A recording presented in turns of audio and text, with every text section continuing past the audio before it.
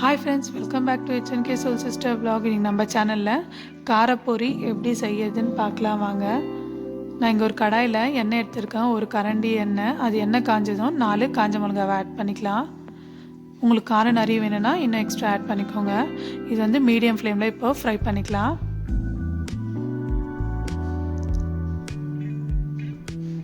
பாருங்கள், colour change ஆகிடுச்சு. இப்போ 3/4 கப் வேர்க்கடலை ஆட் பண்ணிக்கிறேன்.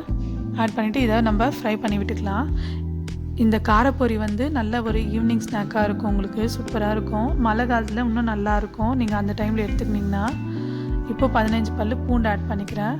பூண்டு வந்து நல்லா ஒன்றும் பாதியமாக இடித்து வச்சுருக்கேன் தோலோட, அதை ஆட் பண்ணிக்கலாம். ஆட் பண்ணிவிட்டு இதையும் நம்ம ஃப்ரை பண்ணி விட்டுக்கலாம். நெக்ஸ்ட்டு நம்ம மஞ்சள் தூள் ஆட் பண்ணிக்கலாம். 1/2 டீஸ்பூன் மஞ்சள் தூள் ஆட் பண்ணிக்கிறேன். இந்த பொரி வந்து எல்லோ கலராக இருக்கும், அதனால் மஞ்சள் தூள் நிறைய ஆட் பண்ணிக்கோங்க. நான் 1/4 டீஸ்பூன் உப்பு ஆட் பண்ணிக்கிறேன்.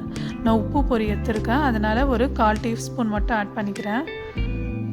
நீங்கள் உப்பு இல்லாத பொரி எடுத்துக்கிட்டிங்கன்னா அதுக்கு தகுந்த போல் உப்பு ஆட் பண்ணிக்கோங்க. இதையும் நம்ம ஃப்ரை பண்ணி விட்டுடலாம். நீங்கள் இந்த காரப்பொரியோட காஃபி வச்சு குடிச்சிங்கன்னா இன்னும் நல்லா டேஸ்டியாக இருக்கும், சூப்பராக இருக்கும். இப்போ கருவேப்பிலை ஆட் பண்ணிடலாம். கருவேப்பிலை ஆட் பண்ணிட்டு ஃப்ரை பண்ணி விட்டுக்கலாம். நீங்கள் இந்த காரப்பொரி பண்ணிவிட்டு நீங்கள் எங்கேனாச்சும் வெளியே ட்ராவல் பண்ணுறீங்கன்னா எடுத்துகிட்டு போனீங்கன்னா அங்கே இது வந்து நல்ல ஸ்நாக்காக இருக்கும். உங்களுக்கு வீட்டிலே ஈஸியாக ஒரு 10 மினிட்ஸ்லேயே செஞ்சு முடிச்சிடலாம். மழை பெய்யுதுன்னா திடீர்னு உங்களுக்கு சாப்பிட்ணுன்னு தோணுச்சுன்னா நீங்கள் இதை செஞ்சிடலாம். இப்போ நான் ஸ்டவ்வை ஆஃப் பண்ணிவிட்டு 2 சேர் பொரி எடுத்துருக்கேன், அதை ஆட் பண்ணிக்கிறேன். ஆட் பண்ணிவிட்டு நல்லா மிக்ஸ் பண்ணி விட்டுருங்க.